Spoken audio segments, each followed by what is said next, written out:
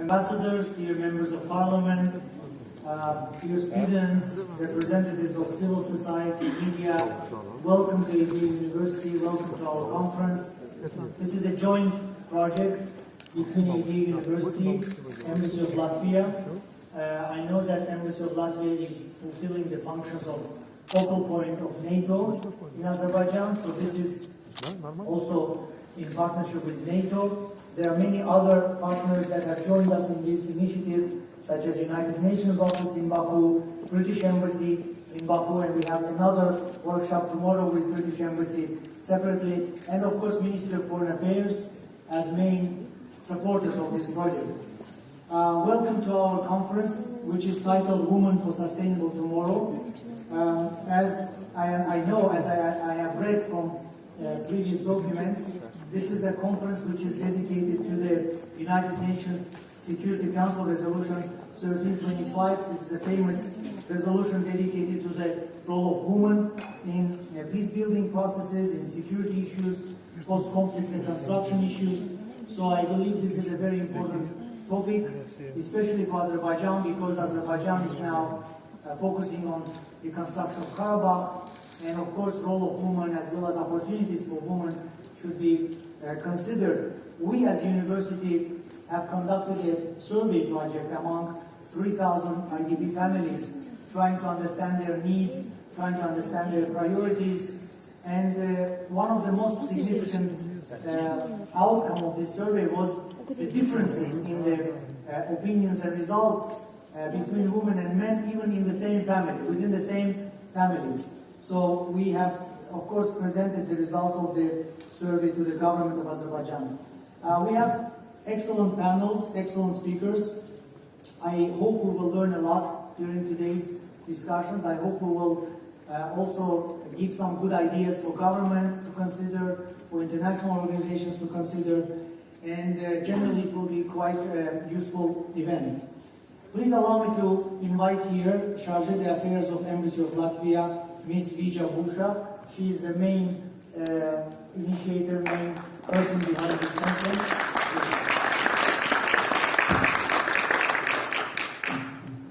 Salam, good afternoon. Excellencies, Assistant Secretary General of the NATO for Public Diplomacy, dear colleagues, ladies and gentlemen.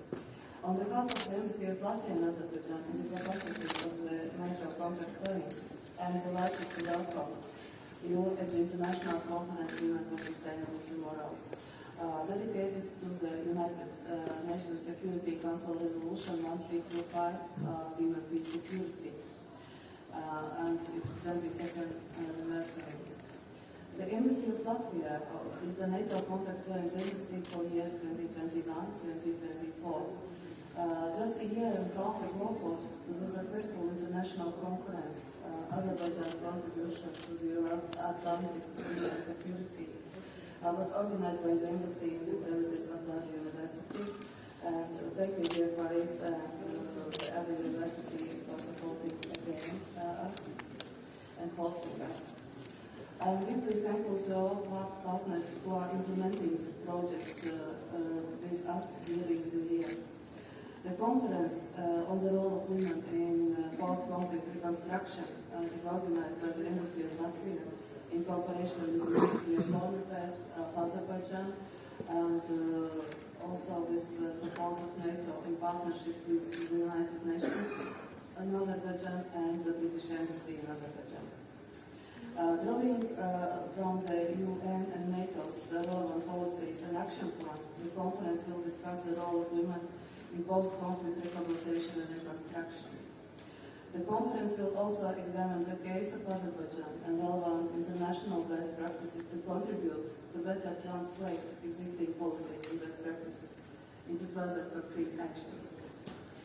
This will contribute both to the global human peace security agenda and national measures in Azerbaijan. Latvia is ready to share our experience on the human peace security agenda as a member of the NATO and also candidacy for the United Nations Security Council permanent member elections in 2025 for years 2026-2027. Today we are welcome not only high-level speakers from the NATO, but also excellent speaker participants from Azerbaijan, Germany, Latvia, Sweden, and the United Kingdom of Latvia, and she will address you on video. Also, Ms. Stribaga, she is Secretary General of the Latvian Transatlantic Organization, the NATO, and Ms. Ilta Lāce, she is Director of the Center Marta, who is dealing with human rights, and also gender equality issues. And the issues related to the women in the post-conflict situation is utmost importance like it was previously in the conflict-affected regions, and will also be after the conflict resolution in Ukraine and other places around the world. So we need to contribute for it and do it right now. Let's start from today's conference and following side events. Without further delay, I would like to pass the floor to other speakers, and thank you for attention. Thank you very much once again, Ms. Busha, for excellent initiative, and we are happy to partner with you on this project. Now I would like to invite to the podium Ms. Sadagat Kahramanova, Deputy Chair of the State Committee for Women, Family and Children's Affairs of the Republic of Azerbaijan.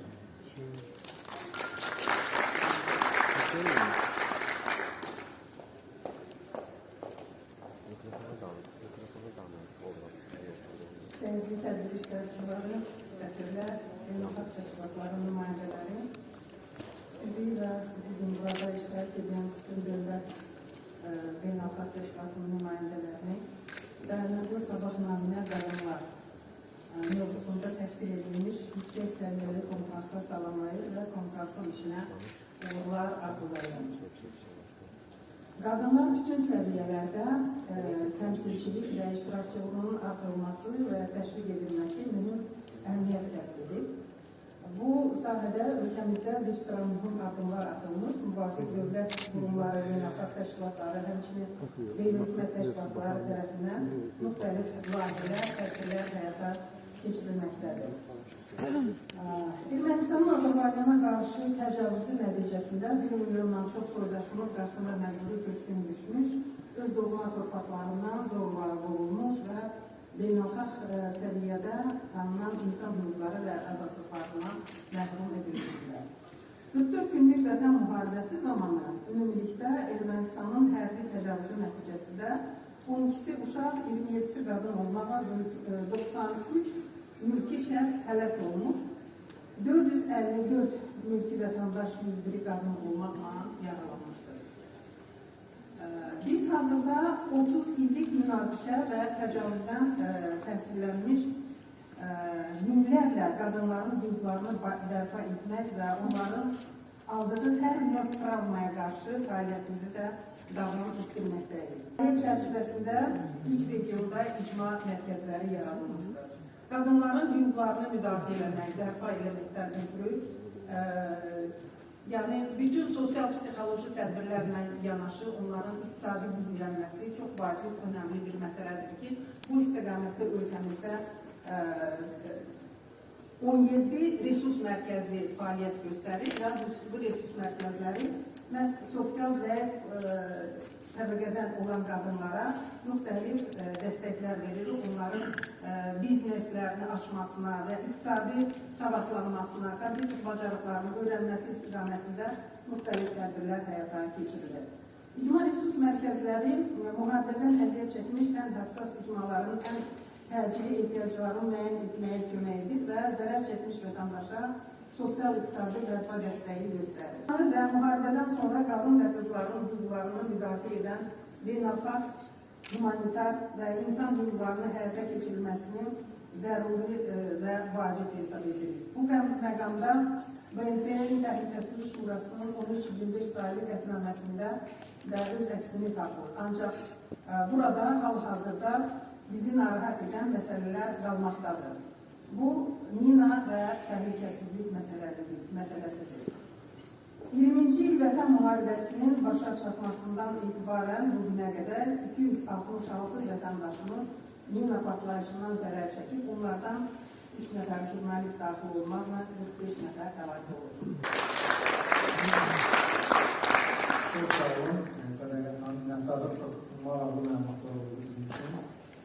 Now we have two online presentations. We have invited high-level officials, but unfortunately they could not come. So first I would like to show online presentation by Ms. Baiba Raje, NATO Assistant Secretary General for Public Diplomacy.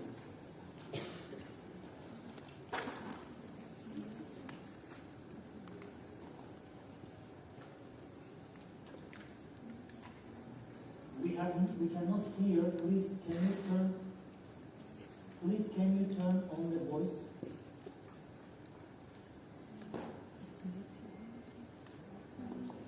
It's on mute. Right now it's on mute. Hello, Baku. Good morning from Brussels. It's a pity I cannot be together with you today in Baku. But as you understand, the current international situation requires NATO's leadership's presence here at the headquarters.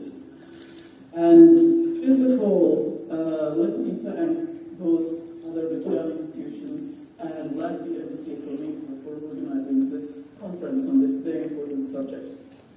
And I would like to note that Azerbaijan is a very important partner for NATO, and our relationship dates back already to 1992, when Azerbaijan joined the NATO North Atlantic Cooperation Council.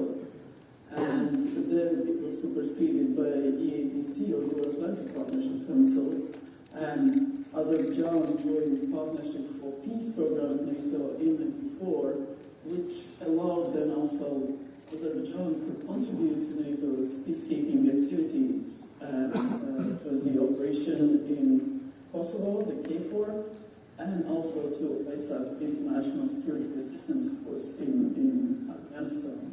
So this relationship is rich not only politically, of mutual understanding, but also on mutual contributions to peace and security.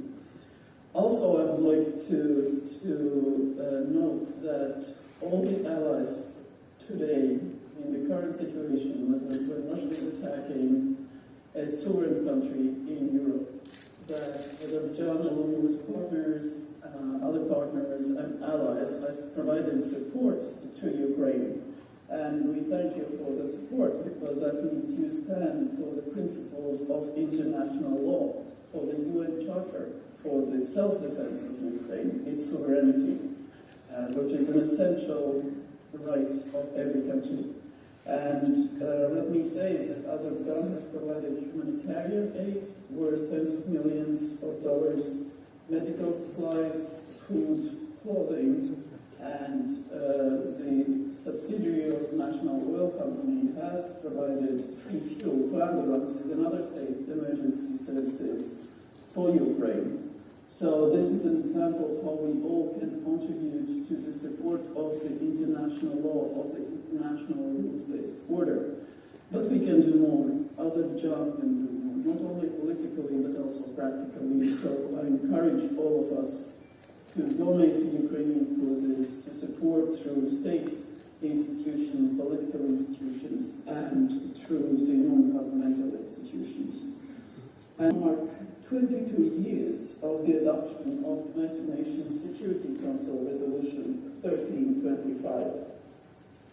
The resolution acknowledged that the armed conflict has a disproportionate impact on women and girls. So it served as a foundation for the global agenda on women, on peace and security. For NATO, it's been already 15 years since our leaders adopted and confirmed the first WPS policy. Before that, NATO didn't have it. And that, for us, for our political military alliance, that is a peace project for its nations and societies, is an important milestone. So we acknowledge the role that this agenda will serve in our operations, in everything that we do. Our story is about what NATO does for collective defense or for partner securities. We communicate very often with videos or with images or various other social media posts. We always include women in everything that we show. Women are soldiers, women are leaders, women are mediators, women are across the board. They are an essential part of what NATO is today. So today, indeed, this policy is embedded in political and military dimensions and is in each core task and throughout all our activities and processes. That also means that we strongly take into account the humanity of women and girls, their role in crisis, their role in government, in leadership, the impact on our society, but also the roles that each and every one of us has in strengthening and leading the shift towards more inclusiveness. The global security landscape, the instability, the war, climate change, mass movements of people, but also disinformation. All these issues affect women disproportionately. So it is important that we acknowledge that women are not only victims of armed conflict, disinformation, and risk, but also that women play a very active role as witnesses, as combatants if necessary, as peace activists, and indeed, on women, it's undeniable that the burden of post-conflict reconstruction is disproportionately high. So where there is a crisis, women just continue to do what is necessary. And that covers a whole spectrum of taking up arms, standing up against the aggressor, of using whatever means necessary to defend the territory and against the attacker, but also supporting the other military colleagues. They defend their homes, they ensure that society continues to function, that children are educated, that heritage and human security animals are maintained. So women are important at times of crisis. At the same time, we cannot forget that women and girls are impacted in a different and dangerous way during the crisis. And it's women's rights who continue to be challenged and often in a very violent manner. Women flee conflict zones or live in conflict zones, having dangerous environments, trying to maintain the normalcy and ability to get on with their lives. They live this continuous threat of gender-based violence, including abuse, sex trafficking, conflict-related social violence. It's used as a weapon in society with our families, with the aim of dehumanizing the population. So women as caretakers is stretched, and this role is stretched in various directions. It's often that in post-conflict world, women become the only day earners because men have either passed away or unable to anymore provide the family and support the family together with women. Women have to take care of a variety of duties that they wouldn't do in peaceful time. So it's women who bear so much responsibility for this conflict reconstruction, and that's why their role both in decision-making, the preparation of decision-making, in implementation of decision-making is so important. We need, as women, the opportunity to impact key decisions, and we are not only as important as it is mothers and caretakers, we also have the ability to decide on what is going on in our societies, countries, and regions, or businesses. I also would like to note that the international community is supporting women as peace negotiators and mediation actors. So I would like to encourage all the participants of today's conference to make effort to include women at all levels of post-conflict reconstruction.